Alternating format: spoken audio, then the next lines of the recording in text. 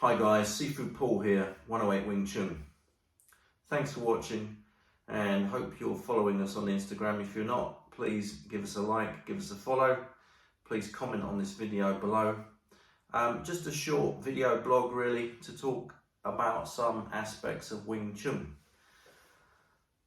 I see on Instagram, Facebook, YouTube, hundreds of videos by people promoting themselves practicing Wing Chun, obviously including myself. Now, if you're just starting, you're embarking on your journey of Wing Chun, I would suggest you research closely the people that you intend to train with. Check out the lineage, check out the ancestry, okay? How much experience have those people got of teaching Wing Chun? Where do they come from? Who's their teacher and who's their teacher's teacher? These things, in my opinion, make a massive difference, okay? For me, one of the biggest problems I see in the United Kingdom in the Wing Chun world is people who have trained, say, for a short period of time.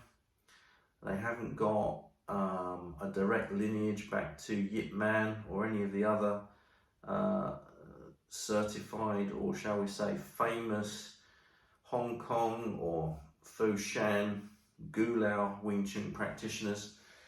And what we're seeing is almost a dilution, okay? So for some people, that's not a problem. They're not interested in the traditional side of things. As far as they're concerned, as long as something's adaptable, practical, that's all that matters. But in my opinion, again, everybody's entitled to an opinion, and I believe mine's an educated opinion, having been training now in Wing Chun for over 30 years with some of the best people in the world. I think it's important to have a lineage. I think it's important to be able to trace back your origins, to be able to consult your Sifu and really be clear and understanding in terms of, say, for example, applications of the forms. A lot of people still believe, for example, Sulim Tao. They will say to you, this position defines center line. Well, okay, on a very basic level, but on a much more advanced level, there's a reason why we do this. There's a reason why we cross the hands and lift the hands. Some people choose to rotate. There's a reason why the hands come back, call it Salkun, to this position. A lot of instructors are literally teaching the Wing Chun forms almost as a choreographed dance. Even today, I've been on Instagram, I've seen some people posting videos. They've got thousands of followers, good luck to them, that's fine. But you can quite clearly see from the form, there's not really a practical approach going on. Okay, there doesn't seem to be an understanding of the why. The shapes look good, they've got fancy music, people are wearing nice uniforms, but that's not what it's about, okay? It's got a prescribed structure, positioning, energy, if you want to call it that. And again, you know, so much of this stuff is lacking. One of my Sifus, Sifu Joseph Lee, describes some of these people as paper tigers, okay? They look good, the image is there. You turn the corner, there's no substance. There's no depth to what they're doing, okay? Again, another example would be, you see people practicing on the wooden dummy, Mok Jong. They're practicing it as if it was some kind of choreographed dance move. Now, people watching this, some people might disagree with me. It'd be interesting to see what they say. Every single move in the wooden dummy has a fighting application. Some of the moves have dozens of applications. There are hidden moves. There are moves that have been taken out. Again, if you can't trace the lineage back to, say, Yip Man, or for example, Li Xing Ju Wan, if your lineage is some guy who trained with some other English guy, or say European guy who never trained with Chinese people of that lineage or that generation, there's no way they could have learnt the applications, guys. It's simply impossible. Now, of course, everybody can come up with a logical explanation as to why they're doing a move. You know, you could say, well, I'm putting the arm in here because a punch is coming in. But they don't know if that's correct. They don't even know if it's the left arm or the right arm. They don't understand the energy going forwards. They don't understand the concept of sinking, rooting, turning, farging, qigong. There's so much stuff that's not actually visible, that's important. And there's no way of really knowing with these people whether or not they understand any of it. Now again, probably not going to be popular for saying these things. But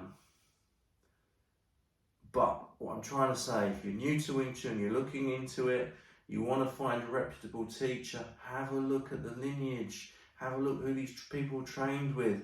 You know, try and trace it back, even if it's 3 generations back to Yip Man. That's going to be a better bet than going to somebody who's just pretty much making it up, okay? It's very different. Wing Chun is so different. It's a traditional martial art. It's still a secret martial art. It's so unlike, say, Thai boxing, Brazilian Jiu-Jitsu. You can try and test those things. People can compete. You can see who's functional. Wing Chun, very difficult, very difficult. I mean, there's no competitive format. There's no real guidelines or structure. So much of this is in-house. It's closed door, okay? It means secret. Even the generation that Bruce Lee was amongst, so many of those teachers, there's so much controversy there. Some knew parts of this form, some knew parts of that form, some didn't know all the forms, some were fantastic at Chi Sao, some were notorious for their wooden dummy applications, some were great at the weapons.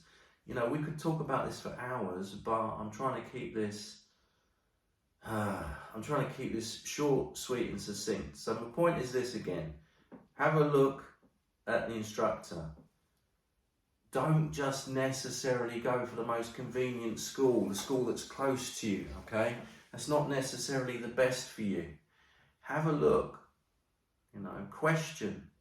There are famous Wing Chun teachers in the UK and abroad who've got huge followings, huge reputations, but their lineage is very suspect, okay? Can't even trace who taught them. And nowadays it's so easy with the power of the internet for people to copy, create, imitation. So we go back to that concept of the paper tiger, okay? Is it real? Is it traditional? Has it got lineage? If it hasn't, well, is it for you? That's a question for you, okay? For me, I'm very proud of our lineage and our tradition. And, you know, we've spent a long time building links with these Sifu Fong, Sifu Lee, and we thank them for all their help and guidance. Original, you know, 2nd generation Hong Kong Wing Chun practitioners, direct from Yip Man, Li Xing, Ju Wan, proper lineage, proper tradition, okay? So, thanks for listening. I hope this will at least make some people think very carefully about their choices in terms of Wing Chun training, especially if they're on the road, they haven't started yet. Once people get involved in a Wing Chun school, often it's very difficult to, you know, change lineage. Once you're invested, you've done a grade perhaps, you know people at the club, all those things, but really pay attention, you know, ask questions, see if you believe that the people that you are being taught by really know this stuff, because it's very difficult, it's very rare, it's hard to find the people who really know this stuff, okay? And this stuff is fantastic. I mean, it's brilliant, it's amazing, it's a genius.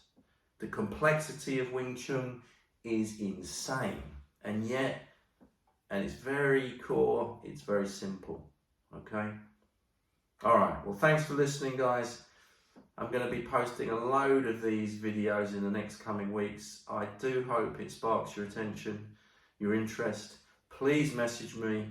Comments would be great, especially positive comments. If you've got negative comments, well, you know, fair enough. But like I said before, it's an opinion.